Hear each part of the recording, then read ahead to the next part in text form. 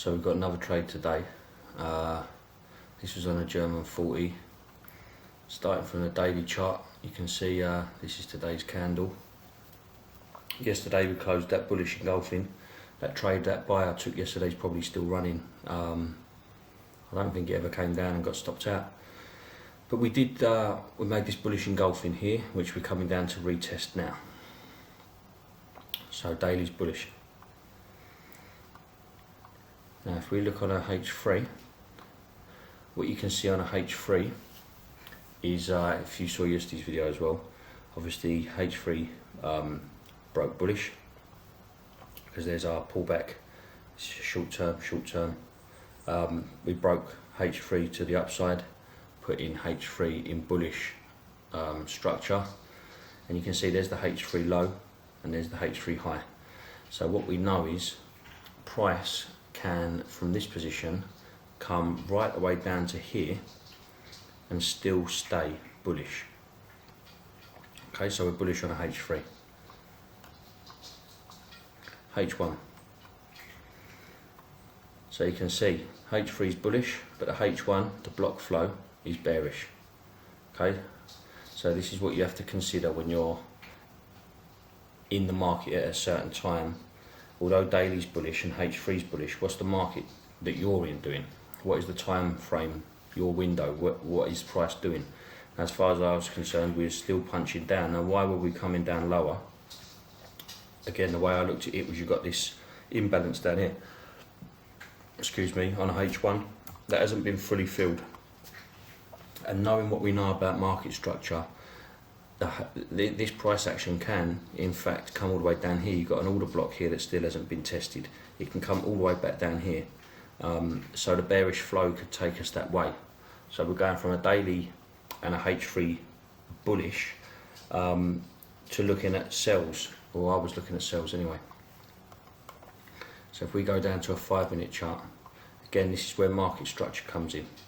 Knowing how markets move and knowing structure points. So from this position here, which is New York's high, M5 pushed down to here.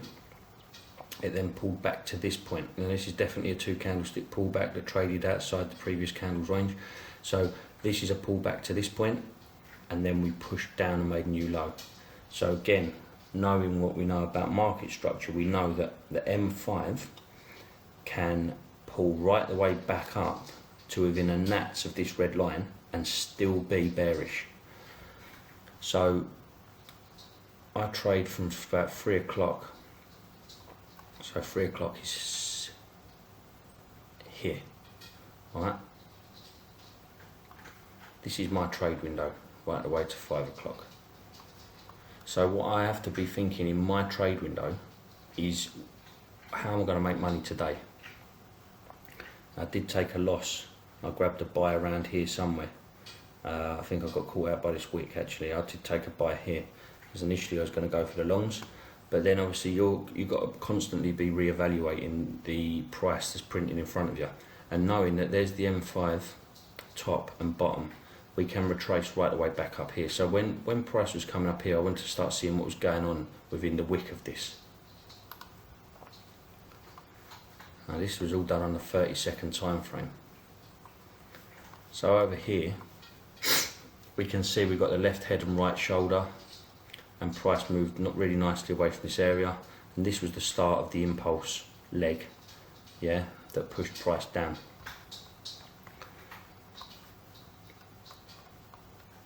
Also worth noting, sorry I forgot,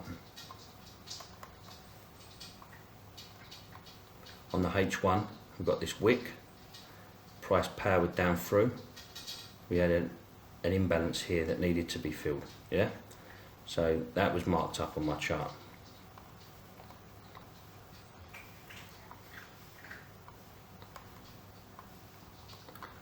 Price came up, filled in that imbalance and retraced. Now I like people, you've probably heard me say it many a time now, I like to see people get stopped out before I get in. So anyone who took this leg down got stopped out. I didn't take that leg down. I waited until we pushed more higher into this impulse zone, which is the gold box. We took out these initial sellers and we pushed all the way down. Now this didn't give me a great deal of options of how to get into it. There was a few options. I used a breaker block method, but you can see short terms wise, we broke this short term low and we broke this short term low. Okay, so price from here broke both these lows.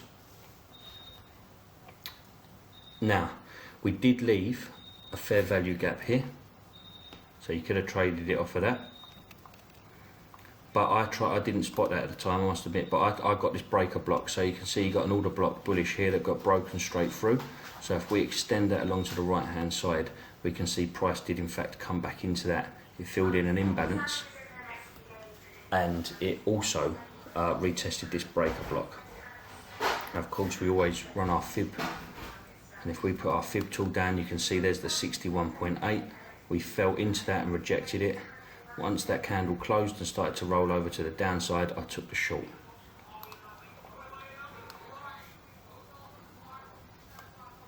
Once we were in that short, we obviously had low of the day down here.